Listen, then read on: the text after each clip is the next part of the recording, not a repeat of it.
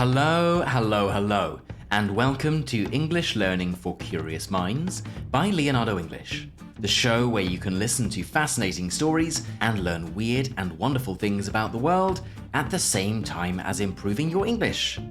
I'm Alistair Budge, and today we are going to be talking about the Haitian Revolution. It is one of the most interesting and important revolutions in world history, and brings together colonialism, slavery, the French, the Spanish, the British, the Americans, Napoleon, sugar, extreme violence, revenge, human rights, and more. As a warning, today's episode is longer than usual, but it's an important one, so I hope you'll enjoy it. Okay then, let's not waste a minute and talk about the Haitian Revolution. If you have some knowledge of English poets, you will have heard of William Wordsworth. He was the father of the English Romantic movement and is probably most famous for writing poems about the English countryside. But in 1803, he turned his attention to another subject in a poem titled Toussaint L'Ouverture. The poem started with the line, "Toussaint, the most unhappy man of men," and continued to pay tribute to its subject. Wordsworth never met or knew the man he dedicated the poem to, and the two men couldn't have been more different.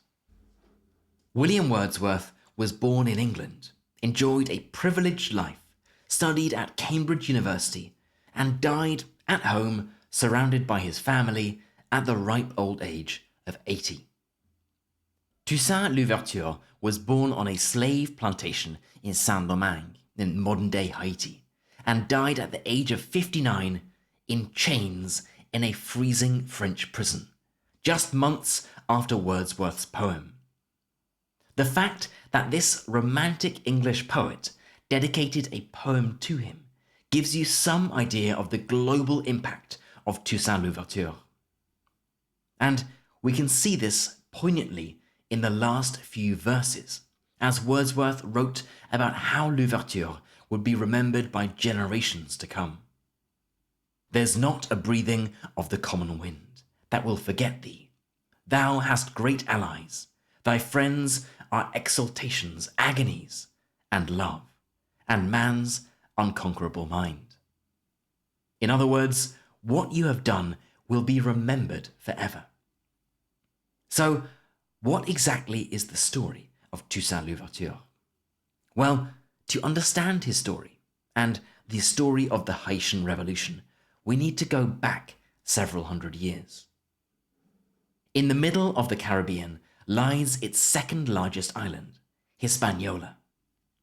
The indigenous inhabitants of the island were the Taino people, but the name for the island, Hispaniola, gives you a clue as to who they were greeted by on December the 6th, 1492. Christopher Columbus and the Spanish. The Spanish were initially quite interested in the island and its potential as a source of gold, but their interest soon waned after it became clear that greater riches could be found on the mainland in Central and South America. The island turned into a sort of trading and piracy outpost, a place where Caribbean pirates would go to sell their stolen goods or stock up on food. The western part of the island, in particular, was left practically abandoned. And, lest we forget, the native Taino population had been pretty much wiped out by a combination of forced labor and diseases brought in by the Spanish. Fast forward to 1697, and the Spanish agreed to hand over the western part of the island to the French, who renamed it Saint-Domingue. And the French did not neglect it. They turned it into a huge colonial outpost with masses of plantations, producing sugar, coffee, cotton, indigo, and cacao. It was a particularly important center for sugar production, and soon this western part of Hispaniola, the now French colony of Saint-Domingue, was producing 40% of all of the sugar consumed in Europe. And, as you might expect, it was not the native French who were toiling away in the plantations. This grueling work was being done by the hundreds of thousands of African slaves who had been brought to the island with the sole purpose of working in the plantations until they dropped dead of exhaustion, disease, or malnutrition. And drop dead they did. Most slaves in Saint-Domingue didn't live past their 21st birthday. And slaves who arrived on the island typically wouldn't last more than 2 or 3 years. It's hard to overstate quite how brutal this regime was, but the fact that it was considered a waste for slave owners to spend any time caring for their slaves because it was cheaper to buy a new one to replace a dead one, well, this gives you an idea of the level of inhumanity on the island. It was a brutal system, but to portray it simply as French whites as slave owners and African slaves toiling on the plantations is a simplification. There were really 4 main groups of people on the island, and as we will see, they all had different goals and different perspectives. At the top of the tree were the slave-owning whites, the so-called big whites, or grands blancs in French. These were the people who owned the plantations, the people who profited from the slave labor. Some of them lived on the island, while others lived back in France and simply collected the money from the plantations. Below them were the small whites, or petits blancs. These were the French people who had come to the island to work. They did managerial or administrative work, or they would work on the plantations as field managers. They didn't own plantations, but they were still considered superior to the slaves, given their skin color. Below them again, but in some respects they're equal, were the gens de couleur libre, the free people of color in English. These were people who were of mixed race, typically children of a French father and a slave mother, or people who at some point in their family history had slave ancestry. There were few French women in Saint-Domingue, and unfortunately, this meant that rape and sexual assault by the whites on slaves were common. And if this resulted in a child, the white plantation owner would typically free or even marry the female slave, and she and her children would become free. Importantly, this class, the gens de couleur libre, were free. They could even own plantations and keep slaves themselves, but they were not granted rights like the ability to vote or hold political office. And right at the bottom of the pile were the most unfortunate of the lot, the slaves, who had absolutely no rights at all. They were property and lived in the most abominable of conditions.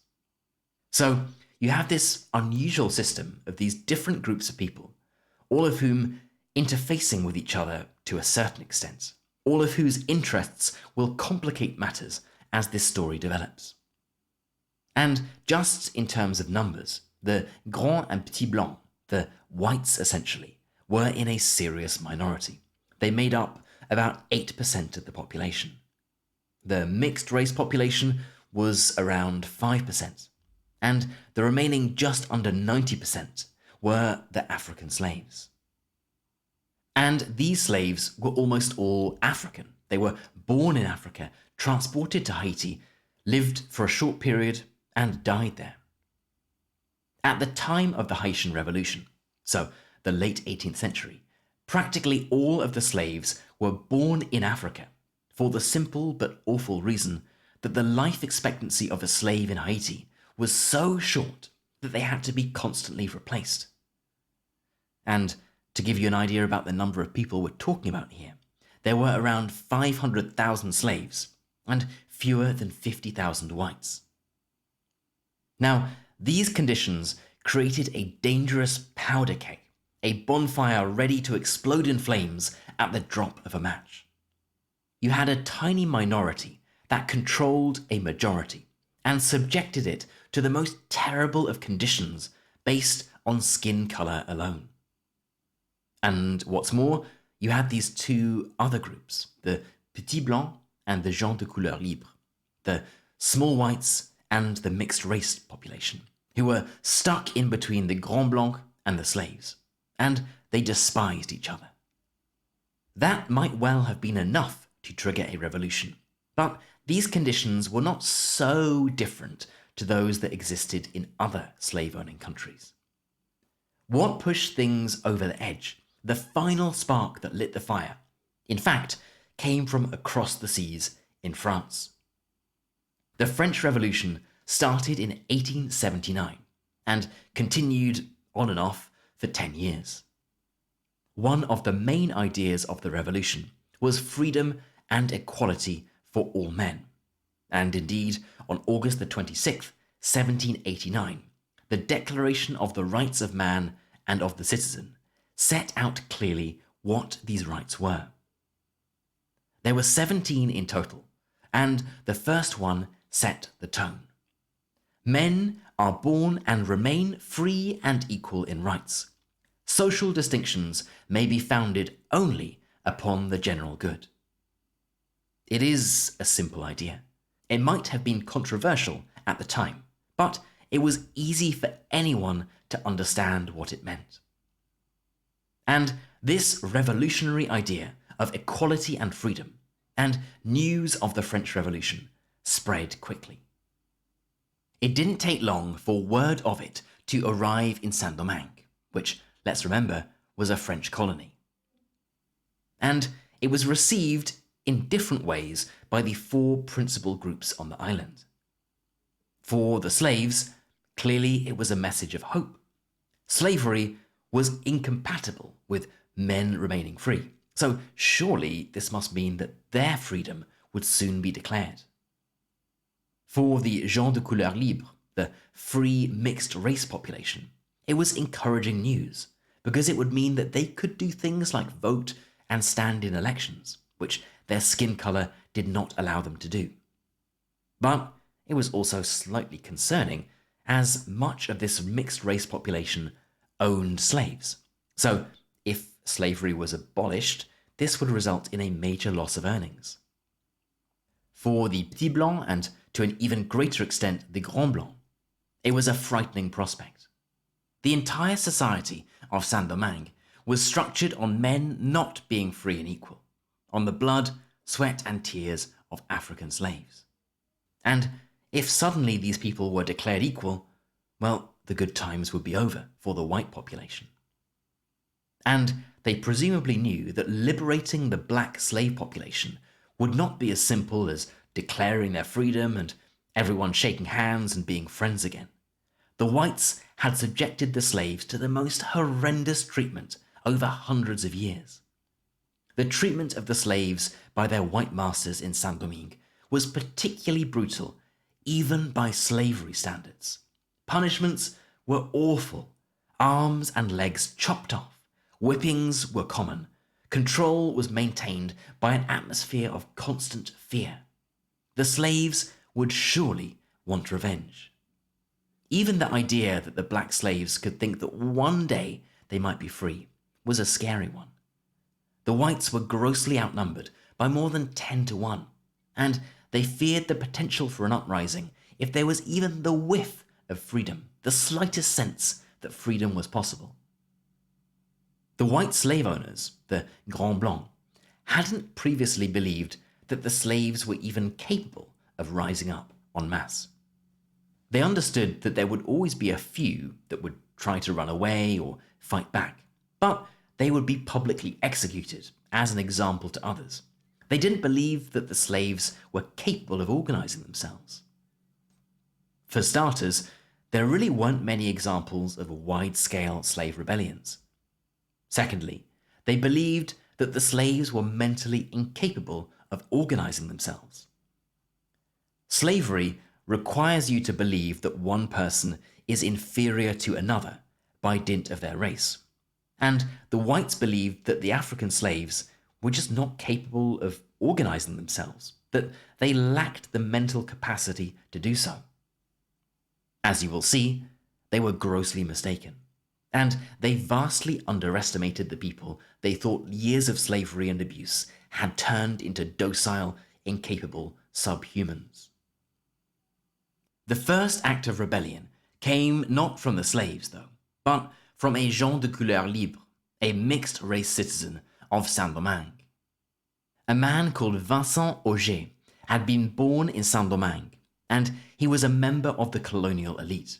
He was a rich and powerful man, but he was mixed race, which automatically disqualified him from certain rights. He was actually in France at the time of the revolution, and he petitioned the new Assembly General in France to allow mixed-race people the same rights as white people. The Assembly General granted this, passing it into law.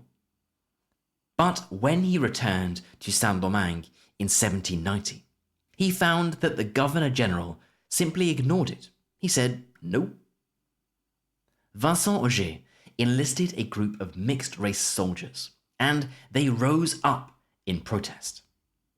Now, it's important to underline that what Ogé was requesting wasn't the abolition of slavery, or equal rights for slaves, or independence from France. He was a plantation owner himself. He owned slaves. All he wanted was the same rights as white people for people like him, mixed-race people, not the abolition of slavery, or improved rights for slaves. And not, of course, that it should matter, but Ogé was much more white than he was black. His father was a white Frenchman. His mother was mixed race, so she was half white and half black. And if you look at a portrait of him, he was inseparable from any other white French aristocrat. But this really gives you a sense of quite how much race underpinned everything in Saint-Domingue. There were detailed measurements of how black someone was, and if you were anything less than 100% white, you didn't have the same rights as the white population. Now, back to Ogé. Although what he was asking for, and indeed what had been approved by the French Assembly General, might not have seemed like such a big thing, it was rejected by the colonial administration, and his uprising was swiftly put down. A month after he rose up, he was captured, and then in February of the following year, February 1791, he was brutally, publicly executed by being broken on the wheel, all of his bones agonizingly broken before his head was chopped off and put on a pike for all to see. If the white colonial administrators thought that this would be sufficient to quash the uprising, they would be wrong. 6 months later, on the evening of the 21st of August, 1791, everything would change in Saint-Domingue. There was a secret voodoo ceremony led by a slave and religious leader called Dutty Boukman. During the ceremony, he called for a full-out rebellion against the plantation owners. And as he made this plea, there was a tropical storm, thunder and lightning filling the sky. This was seen as a sign to take action, that change was afoot. Slaves rose up, slaughtering their colonial masters in their bed. They set fire to the sugar plantations, burning the crops and destroying the sugar plants that they had been forced to harvest day in, day out. Saint-Domingue was a small place, and fires could be seen all over the island. Smoke and screams filled the air as slaves in their thousands rose up against their former oppressors. Within a couple of weeks, more than 100,000 slaves had joined in the revolt, and the island was split into areas controlled by the slaves and small patches to which the whites had retreated. And when they met, the violence was extreme on both sides. Men, women, and children were killed in the most awful of ways. The slaves, perfectly understandably, were out for blood after being so hideously mistreated by their white colonial masters. And the whites had always been extremely violent towards the slave population, and were even more so now that they had risen up. But risen up against what exactly? It's here that it gets a little complicated, and again we must remember the different groups and their different interests. What did the slaves want? Well, they wanted to be free, and they believed that a Declaration of the Rights of Man had declared them to be free. They weren't demanding independence from France. They weren't demanding that the white population leave the island.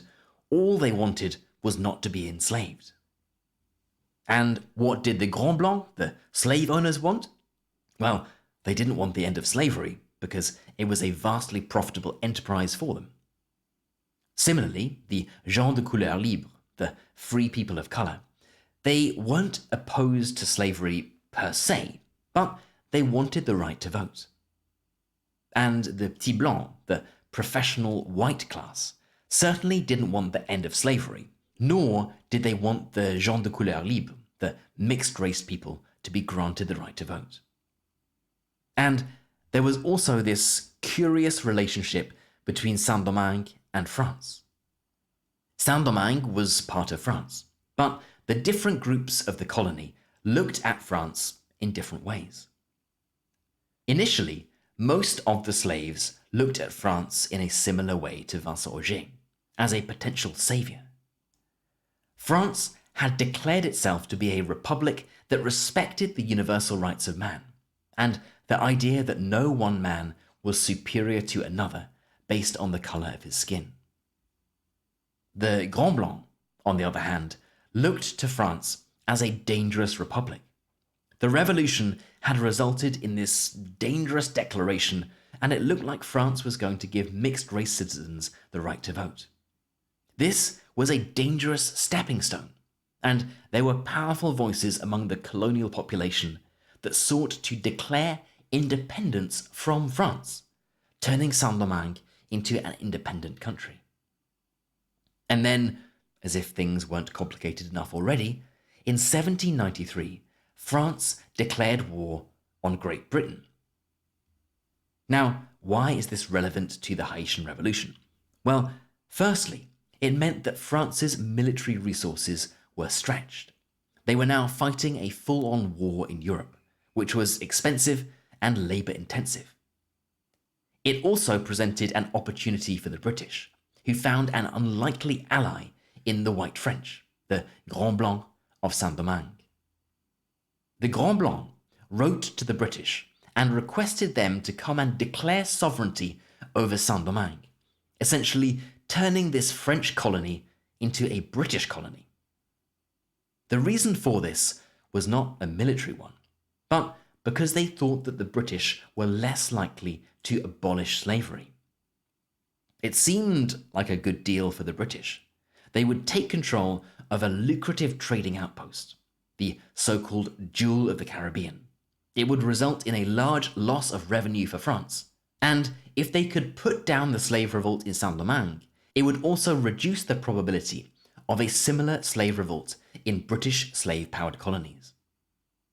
Britain went along with this and sent troops to Saint-Domingue, but it was a disaster.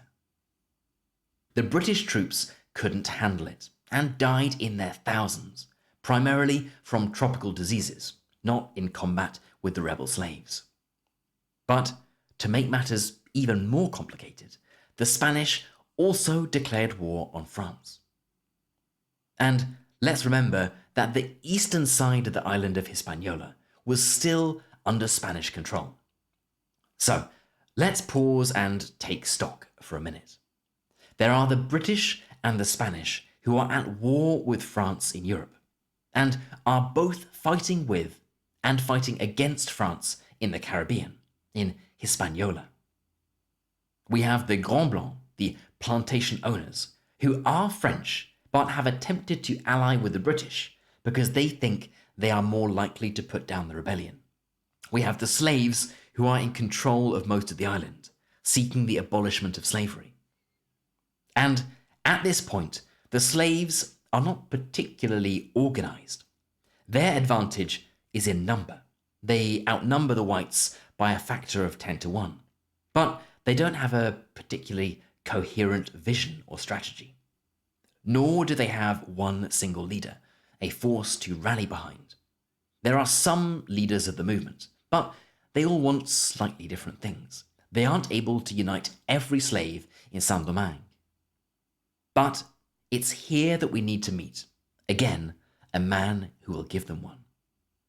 Toussaint L'Ouverture, the subject of the Wordsworth poem at the start of the episode. Importantly, Toussaint L'Ouverture was not a slave at the time of the Revolution. He was born into slavery. Both his parents had been sold into slavery and been transported from West Africa. But Toussaint was born on a plantation in Saint-Domingue. He was born a slave. However, he showed intelligence and skill from an early age and was freed, most probably in his early 30s. So he became a gens de couleur libre, a free person of color. And he did what many free people of color did if they had the means. He managed a plantation and was a slave owner himself. In the early days of the Revolution, the early years in fact, Toussaint L'Ouverture played quite a canny game. He didn't try to put himself forward as a leader, and instead supported several other people who were jostling for power. But by the mid-1790s, so almost 5 years into the revolution, he started to emerge as a key military leader. He was sharp, charismatic, and an adept military commander. In fact, his surname, L'Ouverture, which means opening in French, is believed to have come from his ability to find openings in his enemies' lines. But if you are thinking that now, under the promising leadership of Toussaint L'Ouverture, the timeline of the Haitian Revolution was going to get simpler, I'm afraid I have some bad news for you. L'Ouverture was a skilled diplomat, but this meant a ping-pong-esque flipping from one side to the other in terms of who the slaves were allied with. First, it was the Spanish, because they provided military support against the French colonial administration.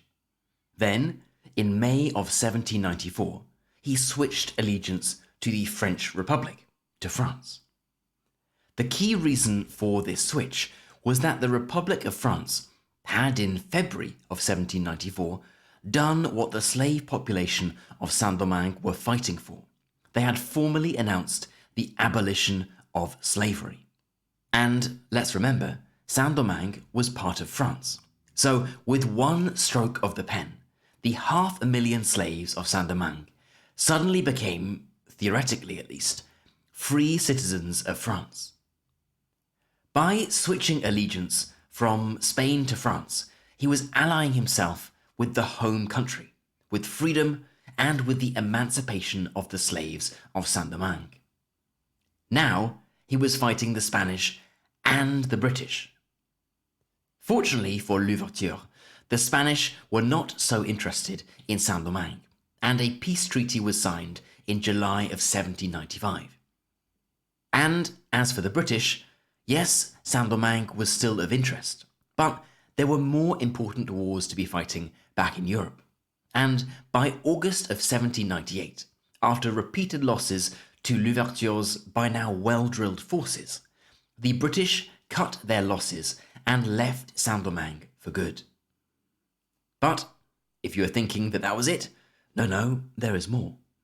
In 1799, a then 30-year-old Frenchman called Napoleon Bonaparte declared himself to be the first consul of France, essentially the leader of the country, and passed a new constitution declaring that French colonies, such as Saint-Domingue, would be subject to special new laws. He assured L'Ouverture that this wouldn't mean the reintroduction of slavery, but not everyone bought this. Not everyone believed him. L'Ouverture then took steps to consolidate his power in Saint-Domingue. He invaded the eastern half of the island, the Spanish bit, in January of 1801. There was practically no Spanish resistance, and Louverture immediately declared it to be part of France, meaning that he was now in control of the entire island of Hispaniola. And later on that year, in July of 1801, he appointed a new assembly and announced a new constitution. In this, he declared himself to be not just Governor-General of the island, but Governor-General for life with special power to appoint a successor. This was a clear affront to central power, to Napoleon. Although Louverture professed his loyalty to France and to Napoleon, Napoleon proceeded to send 20,000 French soldiers to take control of the island and restore it fully under French control. The idea was for this to be a show of force and for negotiations to be peaceful. After all, this was France against France. In theory, Louverture had professed his loyalty to Napoleon and to France, so a diplomatic resolution should have been possible. It was not to be. A French general ordered his troops to attack a major port, and what resulted were months of violent guerrilla fighting, side-switching, trickery, and more. And when two of his key lieutenants defected to France, Louverture handed himself over to the French. Or rather, he negotiated a settlement in which he acknowledged the authority of the French generals and received assurances that he and his generals would be given amnesty. Unfortunately, they weren't. In the summer of 1802, Louverture was deported to France and imprisoned in a mountain fortress in eastern France. He didn't last long, and within a year he would be dead. But what of Saint-Domingue? The fighting continued, and the cruelty and viciousness of the punishments ratcheted up a notch. Whenever the French managed to capture some Saint-Domingue forces, they would execute them en masse. Sometimes it would be by firing squad. Sometimes it would be by tying them in a bag and throwing them into the sea. They even started locking them in the hulls of ships and killing them with poisonous sulfur gas. But the residents of Saint-Domingue had one thing on their side, something that had been extremely helpful in the fight against the British: tropical diseases, and in particular, yellow fever. It was killing the French in their dozens, and before long, the French were down to only a few thousand troops. And the violence increased to almost unimaginable levels. The French imported a reported 15,000 attack dogs from Jamaica, dogs that had been trained specifically to attack black people. On his deathbed, the French military commander Charles Leclerc gave an order for all black people on the island to be killed, and there was the most atrocious violence. The rebels, naturally, responded with similar violence, publicly executing any Frenchman they got their hands on, chopping them up and putting their heads on sticks. By the autumn of 1803, it was clear that this was an unwinnable fight for the French, and on the evening of November the 30th, 1803, they retreated from the island. And on January the 1st, 1804, the general in charge of the rebels, Jean-Jacques Dessalines, officially declared Saint-Domingue to be an independent country, named not Saint-Domingue, but Haiti. It was, as you may know, the first free black-led nation in the world, and to this day is the only country to successfully come from a slave rebellion. The story of Haiti since then, as you may know, is not so rosy. And indeed, our next episode is going to be on the various reasons that Haiti has remained in such an economically precarious position. But as to the story of the revolution of Haiti, it is nothing less than inspiring. It cost tens of thousands of lives, many of which were lost in acts of unspeakable violence. It involved treachery and side-swapping, and was of course all centered around the grisly question of the morality and legality of the business of slavery. But the slaves emerged victorious. A new country was established, and an example was set to free and enslave people around the world. Okay then, that is it for today's episode on the Haitian Revolution. I know it was a lot longer than normal, but it could have been 10 times longer and we would still have missed out on some important parts. But I hope that it gave you some useful background and you might now feel inspired to explore this fascinating story in greater detail yourself. We will be dealing with post-revolutionary Haiti in detail in the next episode and trying to answer the question of why Haiti has failed to live up to the promises and hope of the revolution.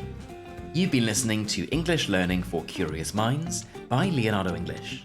I'm Alistair Budge, you stay safe, and I'll catch you in the next episode.